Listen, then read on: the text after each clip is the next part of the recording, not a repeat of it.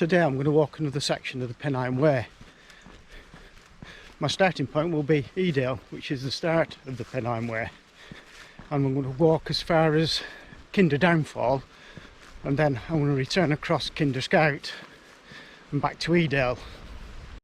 I've parked the car at Barber Booth to save on the car parking charges in Edale, so I've got about a mile walk before I get to the start of the Pennine Way.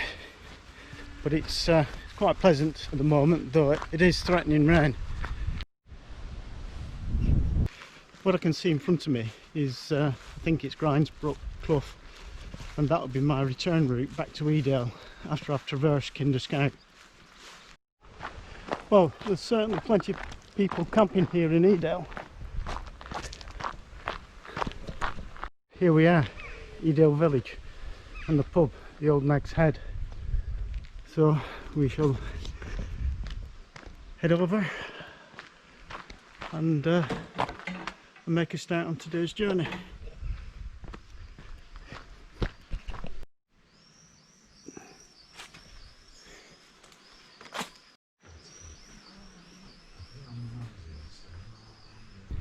This first section will take me all the way to Jacob's Ladder, where I'll start to do my ascent up to the plateau.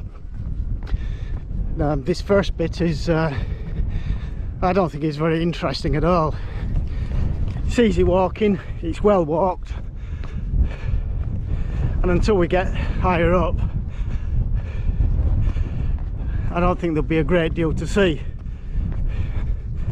And unfortunately, it's trying its best to rain. Well, one view I do get is across the Edale Valley, looking over towards Mantor across the ridge. Here we are at Upper Booth, one of the several booths in the Edale Valley. I believe the word booth was derived from a resting place for the shepherds who work this area. Well, this is the track to Jacob's Ladder now. I think it's a bit of a drag until we get there. But right, here we are, approaching Jacob's Ladder. So we're going to do a bit of climbing now, get the lungs working.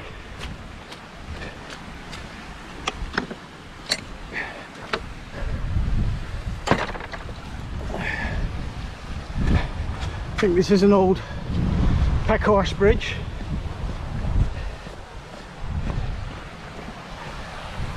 Just have a look back to it.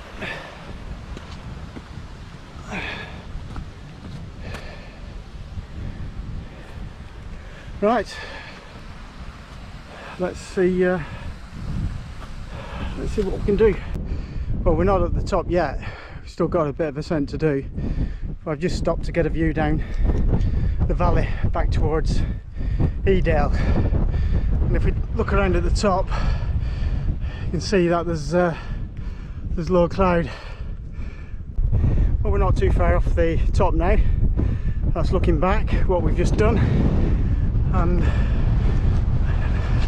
not much climb left to do. Well, rather than heading straight up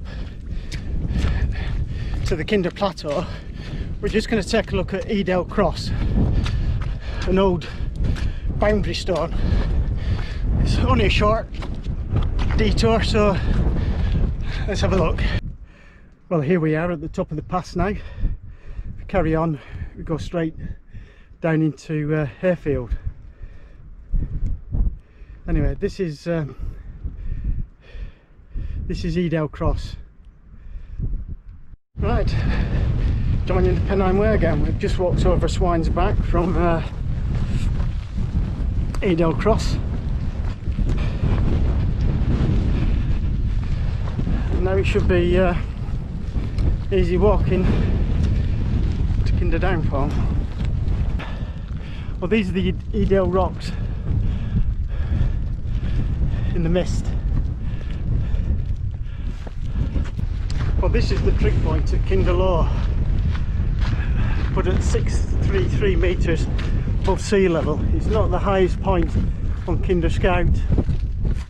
The highest point is over there somewhere in the mist, over to the east of me, and with a bit of luck we'll be visiting that on the way back, but I've got a feeling we're going to be in Clough whilst we're on the plateau today.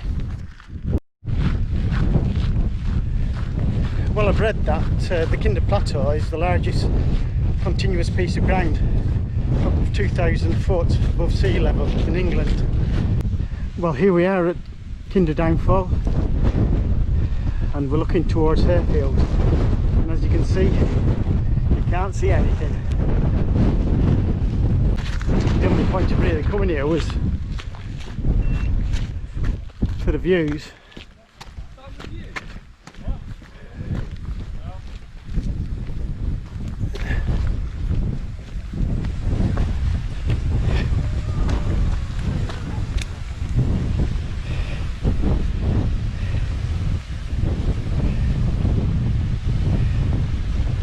And here's the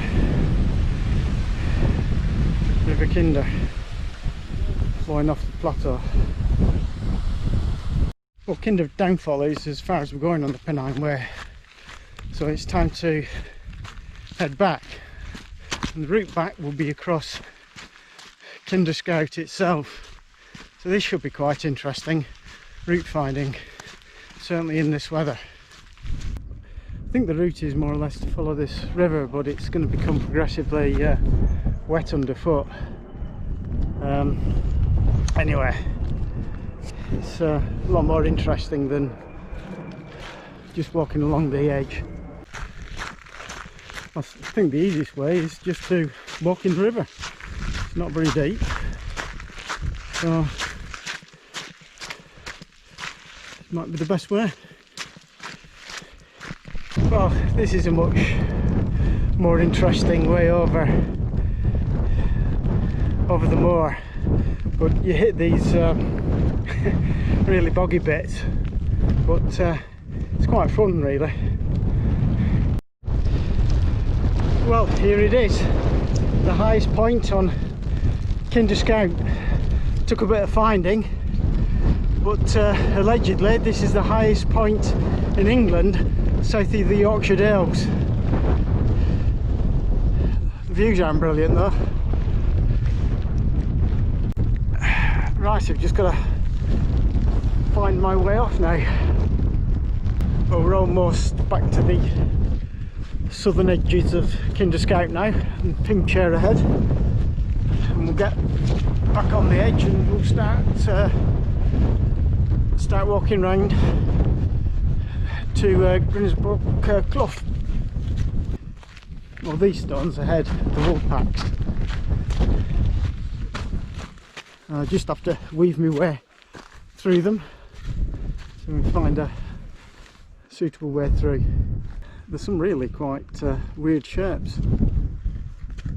Well, I've just passed Crowden Tower and I'm getting a bit of a view now down towards Edale, but this isn't the valley we'll be going down. We'll be one a bit further round. Well, here we are at the top of Grindsbrook, or Grindsbrook Clough.